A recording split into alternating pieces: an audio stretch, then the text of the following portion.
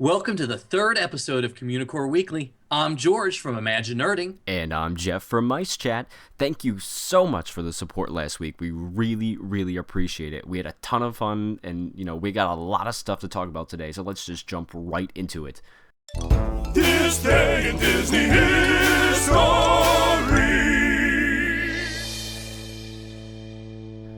On January 30th, 1988, Walt Disney World's Epcot debuts Illumination.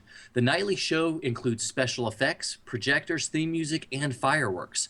Using most of the arrangements from the previous A New World Fantasy and Laserphonic Fantasy shows, Illuminations is a precursor to Illumination's Reflections of Earth. Now, fun fact about that, prior to January 30th, the fireworks had been synced to the music of Never Gonna Give You Up by Rick Astley. But the advent of Illuminations meant the world would never have to suffer through the Rick and roller coaster. You get it, George? What? You get it? What? Huh? Anyway, January 31st, 1978, Disney animators Ollie Johnston and Frank Thomas, two of the famous 9 old men, retire together.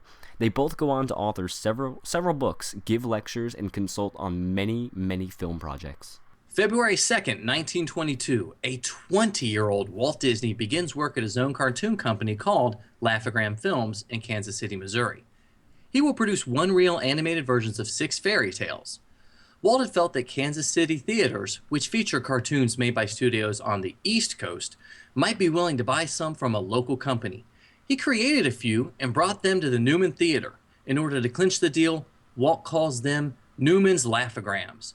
He will incorporate Laugh-O-Gram Films in May of 1922 with $15,000 from backers.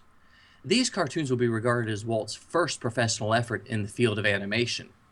When he incorporates Laugh-O-Gram Films with the $15,000 from the backers, he also decides that that is going to be the $15,000 price tag for the solid gold-plated ponchos at the Emporium.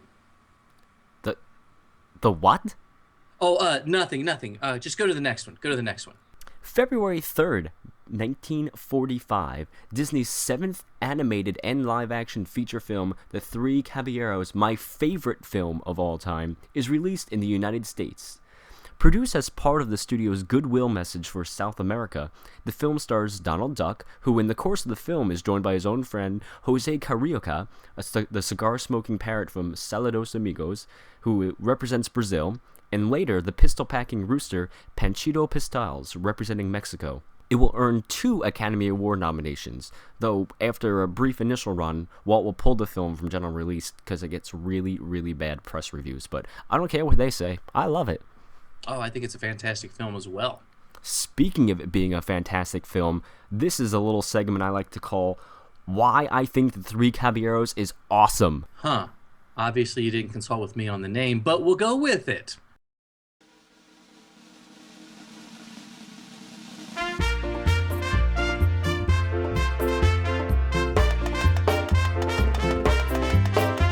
The Three Caballeros, yes, 3 Caballeros. It's part of the Good Neighbor program.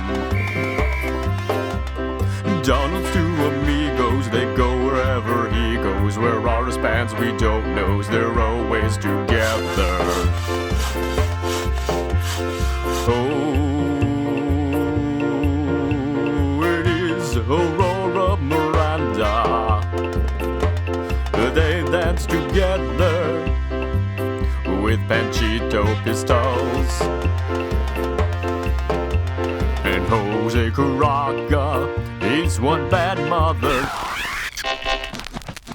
Jeff, that song was absolutely fantastic. No matter what anybody else says after they watch the video, if your agent doesn't call you in a couple days, it's probably because he's out booking some other talent. So tell me, why is The Three Caballeros your favorite movie? The Three Caballeros is my favorite movie of all time for reasons you can't even begin to comprehend. You just can't. But I'll try to. First of all, it's a very historical landmark for the company in a lot of ways. And it's kind of got this cult following that it's gained throughout the last couple of years. And even though it wasn't really liked by anyone in the press or, a lot of people in general, I still love it, and it's got its legion of fans. I wore out my VHS tape when I was a kid from watching it over and over and over again. It's really got these fantastic, bright, and lively colors that just jump out at you, and there's a lot of Mary Blair inspired artwork in it, and I love it. I love everything about it. Yeah, both of my boys pretty much wore out DVD players watching this film over and over and over again, which really surprised me. Of course, so I know it backwards and forwards. And you mentioned a few of your favorite scenes. I think my favorite scene, of course, is the one everybody mentions, which is the scene about Mexico, where you meet Panchito and he comes out, and the animation by Ward Kimball is astounding. Now, you mentioned some of the Mary Blair stylings, and we always talk about Mary Blair with the five-legged goat, but Yes. I assume you're talking about the Bahia scene. Yes, when they're traveling to Bahia in the storybook and they're on the train, it's very Mary Blair. You just by looking at it, you can tell that Mary designed it, and it just looks wonderful, and it's just fantastic. Fun little fact about the film, actually, this is the first time that Walt Disney attempted to combine animation with live actors since the Alice comedies that he did in the 1920s. You know, Jeff, there were a lot of technical innovations in the film, but really your obsession, I mean, your love of the Three Caballeros inspired me to look at South of the Border with Disney by J.B. Kaufman. He's a nerd, he's a geek, but we all like to hear him speak. So listen up to the words from his speech. It's George's Book of the Week. Released in 2009, this extremely dense yet very enjoyable book relates the tale of Walt Disney, the Good Neighbor program, and all of the animated films, shorts, and documentaries that were produced during the period. It is a great companion piece to the Walt and El Grupo documentary that was released in 2008. Historically, this is a very important period for the studios. There was a major strike, and Walt was feeling the pressure of World War II on the studio profits. He was tapped by the coordinator of Inter-American Affairs to journey to South America on a goodwill tour, and he took a group of animators that became known as El Grupo. South of the Border with Disney relates the travels of El Grupo and how they were received on the tour. Upon their return, the studio set forth to create a plethora of animated films. The two major films, Saludos Amigos and The Three Caballeros, are discussed in great detail. We see concept art, story notes, and production details. The middle section looks at the shorts that were produced based on health concerns of the South Americans, like clean water. South of the Border is an important work and is aimed squarely at animation and studio fans, especially the Good Neighbor films, and crazy Caballero cats like Jeff. Exactly.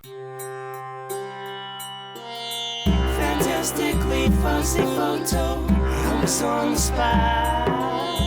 Fantastically fuzzy photo, when I took the shot. Fantastically fuzzy photo, and this is all I got.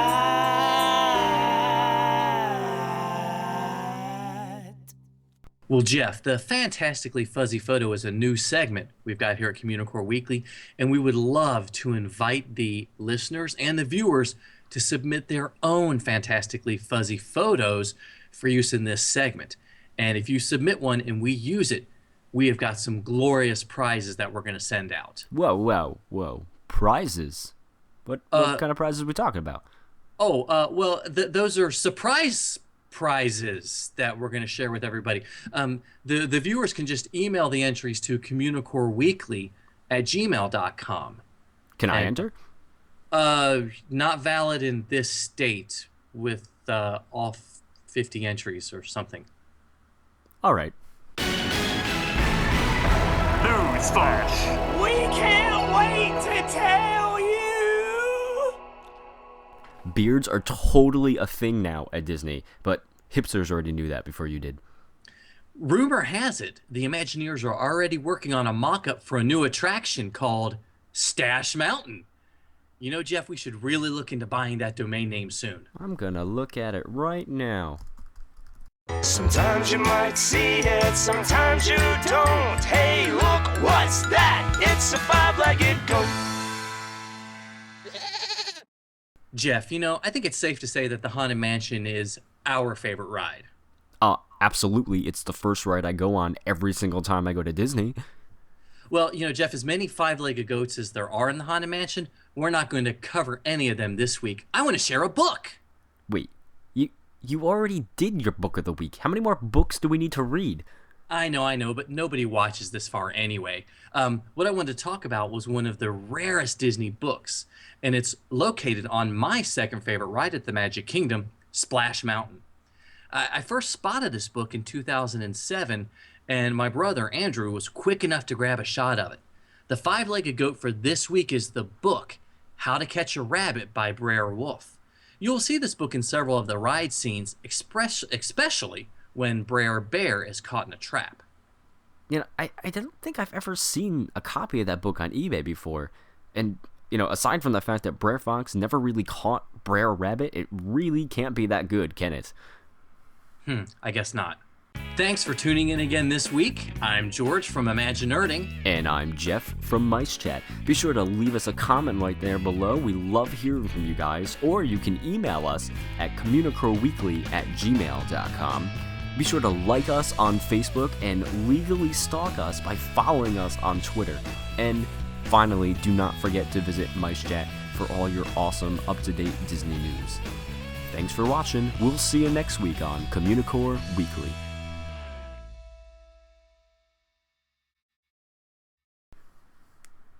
Rumpus.